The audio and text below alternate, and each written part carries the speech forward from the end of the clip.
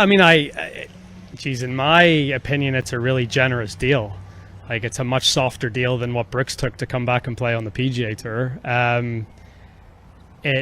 Look, the European Tour can only do so much to accommodate these guys. So, you know, if you want to play in the Ryder Cup, you have to be a member of the DP World Tour. To be a member of the DP World Tour, you have to abide by the rules and regulations. And the rules and regulations were, okay, if you... The practice green at Bay Hill was buzzing with its usual pre-tournament energy when Rory McIlroy stepped up to face the media. Everyone knew what was coming. Jon Rahm had just dropped a bombshell, calling the DP World Tour's offer extortion and refusing to sign a deal that 8 of his fellow LIV players had already accepted. The Spanish Bulldog was standing his ground, risking his Ryder Cup future in the process. But what nobody expected was how McIlroy would respond. He didn't just defend the tour, he didn't just praise the 8 who signed. He wove in a story about Shane Lowry that left reporters scrambling to connect the dots. A story about friendship, about loyalty, about what it really means to be part of something bigger than yourself. And by the time he finished, McIlroy had delivered a message that wasn't just about Jon Rahm anymore. It was about the soul of European golf. The math is simple. 8 players said yes, 1 said no. And that one player happens to be Jon Rahm, the 2-time major champion, the backbone of European golf, and the man who might just miss the 2027 Ryder Cup because of it. The DP World Tour's offer to LIV players was straightforward. Pay your outstanding fines, believed to be in excess of $2 million, withdraw any pending appeals, and agree to play 6 DP World Tour events instead of the standard 4, with 2 of those events selected by the Tour. In return, your fines are waived, your membership is restored, and your Ryder Cup eligibility remains intact. Tyrrell Hatton signed, Laurie Cantor signed, Thomas Detry, Tom McKibben, Adrian Meronk, Victor Perez, David Puig, and Elvis Smiley all signed. 8 players, each facing the same choice, each deciding the deal was worth it. Rahm didn't. "I don't like the conditions," Rahm said from Hong Kong, where he was preparing for LIV's latest stop. "I can guarantee you they're not asking me for a minimum of 6 events, and they dictate where 2 of those have to be, amongst other things that I don't agree with." His rant lasted nearly 3 minutes. He called the deal extortion. He accused the DP World Tour of using LIV players for their impact in tournaments while fining them at the same time. He said he'd sign immediately if they dropped the requirement from 6 events to 4. "I just refuse to play 6 events. I don't want to, and that's not what the rules say." The rules, as written, require 4 events. The DP World Tour's offer added 2 more. Rahm sees that as punitive. The Tour sees it as leverage, a way to ensure that players who've chosen a rival league still contribute to the ecosystem that made them stars.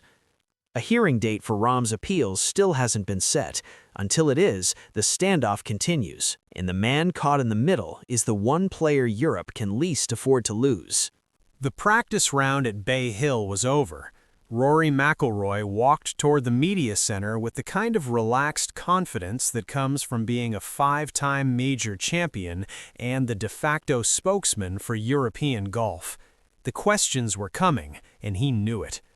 When asked about Jon Rahm's extortion comments and his refusal to sign the DP World Tour deal, McIlroy didn't dodge, he didn't deflect, he went straight at it. "Geez, in my opinion, it's a really generous deal," McIlroy said, his Irish accent thickening with emphasis. "Like, it's a much softer deal than what Brooks took to come back and play on the PGA Tour." He was right. Brooks Koepka's return to the PGA Tour cost him 5 years of player equity program eligibility, removal from the 2026 FedEx Cup bonus program, and a $5 million charitable donation. Compared to that, playing 2 extra DP World Tour events seemed almost trivial. "Look, the European Tour can only do so much to accommodate these guys," McIlroy continued. "There's a reason 8 of the 9 guys took that deal, right? I think it's a really good deal." But then McIlroy shifted. He stopped talking about contracts and started talking about something deeper. "The Ryder Cup is bigger than any one person," he said, his voice dropping. "It's bigger than all of us. We come and go. Players are, we pass through the system. Like it's the platform that's the big thing. I think we should all be grateful that we have a platform like the Ryder Cup that we can play on and that we can showcase our skills and be a part of something that's obviously way bigger than ourselves." The message was unmistakable. Jon Rahm is not bigger than the Ryder Cup. If he doesn't want to play by the rules, Europe will move on. "I just don't see what more the European Tour can do to accommodate these guys to retain their membership," McIlroy added. He'd defended the tour, he'd praised the 8 who signed, but he wasn't done. The best was yet to come. To understand why Rory McIlroy's words about Shane Lowry landed with such force, you have to understand the bond these two share. They're both Irish, though from different sides of the border. McIlroy from Hollywood in Northern Ireland, Lowry from Clara in the Republic. They've been friends for years, practice partners when the schedule aligns, and teammates in Ryder Cups where their chemistry has been undeniable. But their connection goes deeper than golf. At the 2021 Ryder Cup at Whistling Straits, the American crowds were relentless. They chanted, they jeered, they did everything in their power to rattle the European team.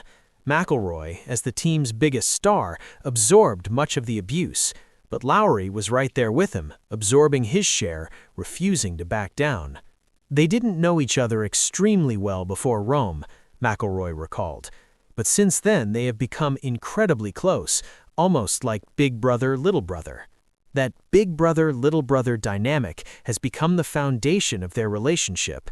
McIlroy, the elder statesman, the 5-time major champion, the player with nothing left to prove, taking the younger Lowry under his wing, guiding him through the pressures of elite competition, being there when it matters most. So when Lowry arrived at Bay Hill, still reeling from his Cognizant Classic collapse, back-to-back double bogeys on the bear trap that cost him a tournament he had in his grasp, McIlroy was waiting. They met for a practice round at Arnie's place, the familiar fairways providing the backdrop for a conversation that went far beyond golf swings. "I reminded him I'd double bogeyed the 18th at PGA National in 2014 and went on to win 2 majors that year," McIlroy recounted afterward. "It was 2 bad holes, 2 bad swings. It doesn't mean the rest of the year is going to be bad." Lowry needed to hear that. He needed someone who understood what it felt like to have victory slip through your fingers, to stand over a putt with your daughter waiting by the 18th green and watch everything fall apart. McIlroy gave him perspective. He gave him hope. He gave him exactly what a big brother should give.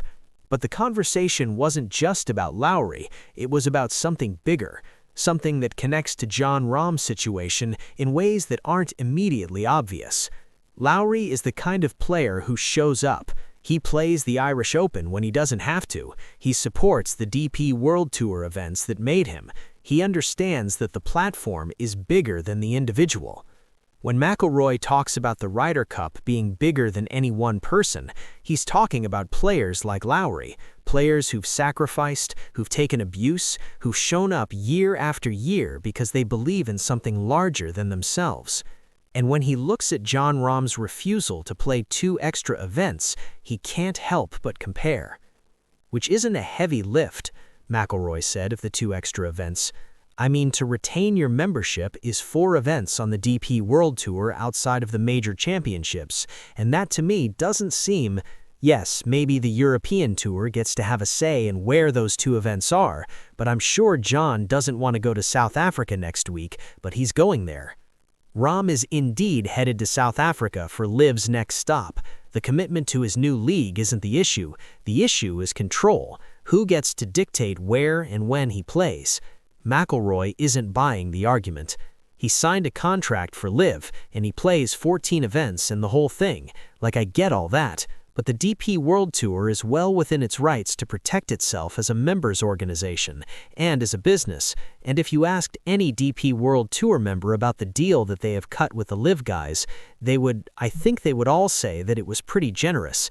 The friendship with Lowry informs McIlroy's perspective. He's seen what loyalty looks like. He's witnessed the sacrifices players make to represent their continent, their country, their tour. And when he sees a player like Rahm, a player he respects enormously, drawing a line over 2 events, it stings. The Ryder Cup is bigger than any one person. It's bigger than all of us. That's not a threat. It's a reminder. And it's delivered with the weight of someone who's been there, who's taken the abuse, who's shown up year after year, and who's watched his little brother do the same.